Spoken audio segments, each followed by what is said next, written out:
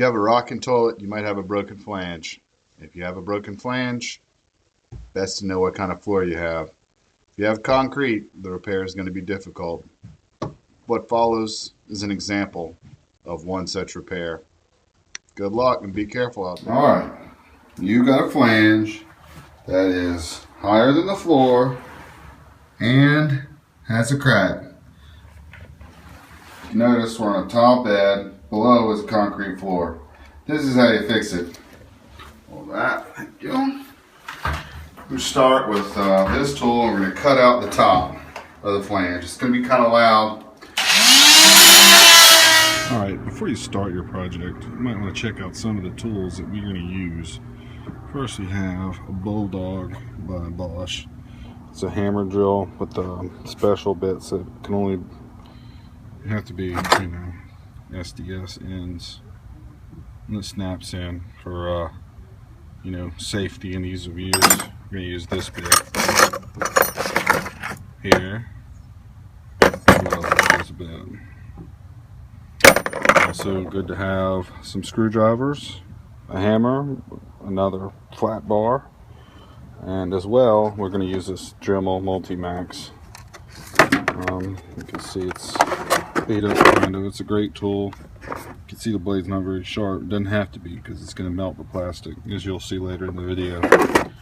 Alright, here's just some of the tools that we're going to be using, as well as this guy. Make sure you use a bag, my friends.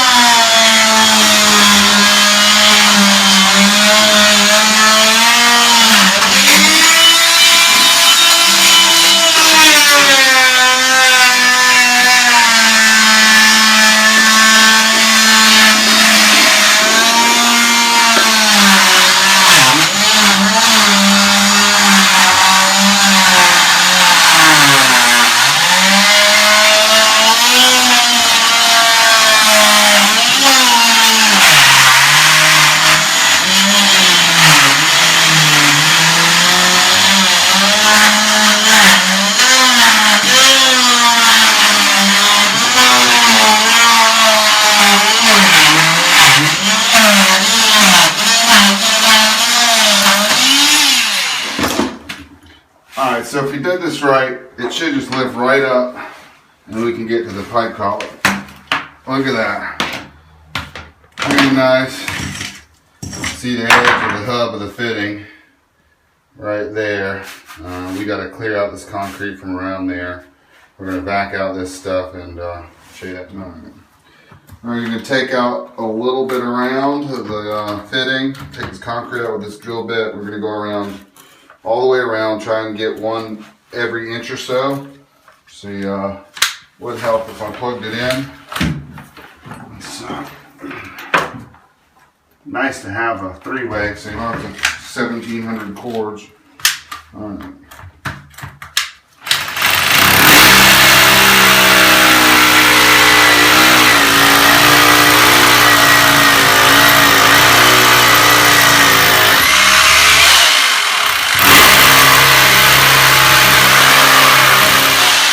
Take care when you're drilling down. Sometimes there'll be another fitting below the flange with a possibly a horizontal branch feeding in, and you want to take care not to drill through that. So make sure use a short bit and not a super long bit, and don't bottom it out. All right, here's a close-up view after we've drilled holes.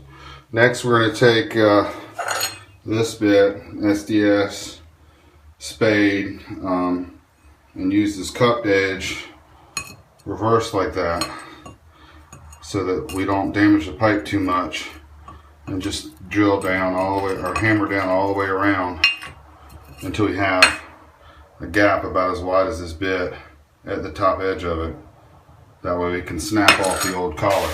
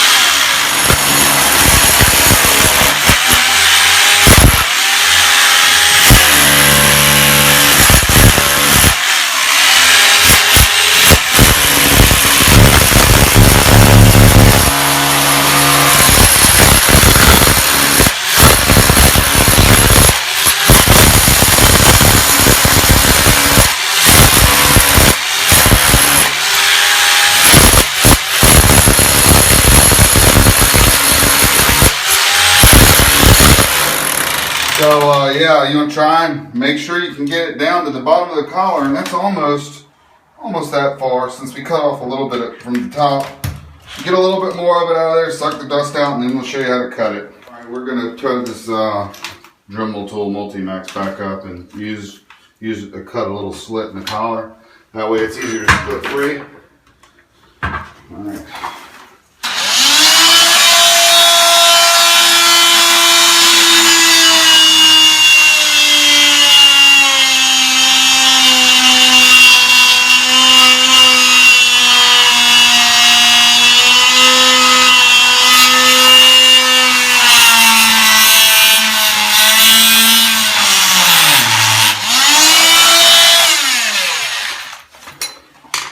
Alright, take your flat screwdriver and you can locate the line between the pipe and the collar and just always strike away from the pipe. Get a couple nice hard taps. See it start to split apart? You want to take extra care not to split too much because you don't want to break the pipe. Take another screwdriver, widen the crack just a little more. Always taking care. Look at that, perfect. All right, we've already got our first piece off, and you're just going to go around slowly, prying and chipping this piece. It's very important to take your time because if you don't, you're going to end up having to dig out the rest of that pipe. Go over the top of there. See down in there where the collar is. See that other collar? You've got to go down in there and pull that pipe out with the socket saver. We don't want to do that. So you can take your time, be really slow about it. Try to work it out slowly. Pipe is usually pretty strong, especially now you have something to go against.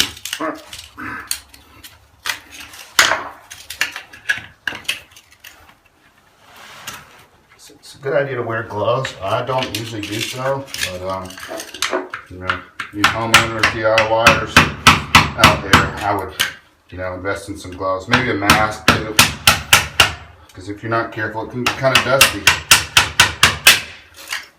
Look at that, that's perfect. Chip right off of there. Now, you know what would happen if you didn't take the time to chip out the concrete, you just try to chip the plastic out. Well, the collar wouldn't have anywhere to go, so what would happen is you'd push into the pipe, breaking and cracking it, thereby making your repair next to impossible without using a socket saver, which is another topic we'll cover later. It's a great tool for removing pipe from existing fittings, so you don't have to cut out lots of combinations or other things. This one's going fairly easily. We've done about 6 or 7 of these on this job already. This is the last one.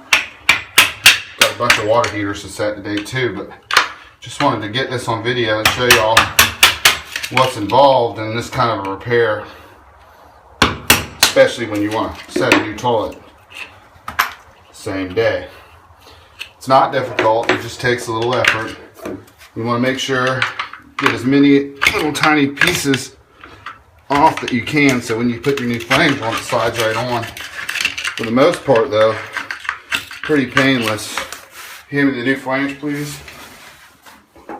Let's do a fit check, see how it goes, how far it goes down. Oh, that's going to look really good. We may actually, looks like we're going to actually have to cut the existing pipe. It looks like it might be too high. Just, oh no, I think we're good. All right, let's see if we can pry this back up. And we'll go ahead and glue it down. Normally I would use primer and regular heavy duty glue, but all I have on the truck today is this Rain or Shine, but it's a medium body glue and it'll work for this. Just go ahead and get a good amount of glue on there. And get some glue on the male end of the socket, of the fit here. A little dust isn't going to hurt too much. Remember, most of this water is going to hit that 90 and not come back up. All right, looks like we'll have a good seal here. I usually like to, when I have access, to use these type because they hold better than the adjustable section on the flange. Just trying to eyeball it, make sure that this is the same distance off the wall. A little bit this way. Tap me off a good measure. We'll let that set up for a while, and you can even go so far as to put screws in here, but the glue should hold everything just fine. And that's how you repair a flange that's been broken. Here's the old flange next to the new. Anyway, pretty easy to repair. If you've never done it before though, you could really make a bunch of mistakes. That's it for this time.